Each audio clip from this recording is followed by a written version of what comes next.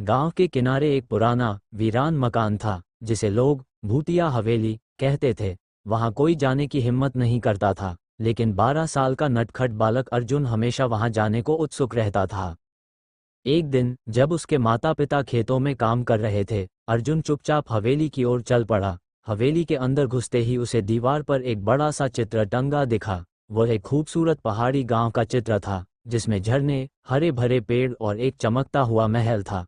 अर्जुन ने जैसे ही चित्र को छुआ, अचानक हवेली कांपने लगी और चारों ओर धुंध छा गई। अगले ही पल अर्जुन खुद को उस चित्र के अंदर खड़ा हुआ पाया। वह एक जादुई दुनिया थी। वहां के लोग अजीबोगरीब कपड़े पहने हुए थे और हवा में तैरते नजर आ रहे थे। तभी एक बूढ़े व्यक्ति ने अर्जुन को देखा और मुस्कुराते हुए कहा, अरे, तुम्हें तो चित्र ने चुना है, अब तुम्हें राजमहल जाना होगा। अर्जुन कुछ समझ पाता उससे पहले ही एक चमकता हुआ घोड़ा उसके सामने आ गया। अर्जुन उस पर बैठा और घोड़ा हवा में उड़ने लगा। थोड़ी देर में वे महल पहुंचे, जहां एक रानी अर्जुन का इंतजार कर रही थी। रानी ने कहा, अर्जुन, तुम ही हमारे राज्य को बचा सकते हो।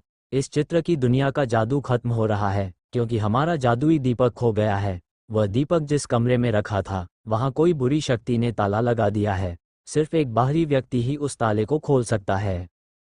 अर्जुन ने हिम्मत जुटाई और महल के उस अंधेरे कमरे में पहुंचा। वहां एक बड़ा सा तालेदार दरवाजा था, जिस पर एक पहेली लिखी थी।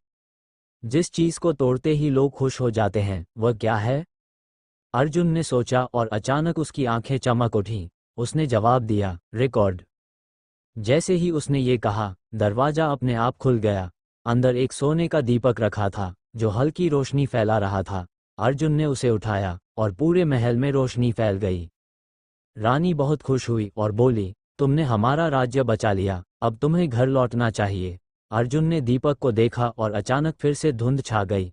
अगले ही पल वह फिर से हवेली के अंदर था। चित्र पहले की तरह टंगा हुआ था, लेकिन अब उसमें दीपक चमक रहा था। अर्जुन दौड़ता हुआ घर पहुंचा और अपनी मां को सब कुछ बताया, पर किसी ने उसकी बातों पर विश्वास नहीं किया। लेकिन अर्जुन जानता था कि वह कोई सपना नहीं था, बल्कि एक सच्ची जादुई कहानी थी, जो सिर्फ उसे पता थी।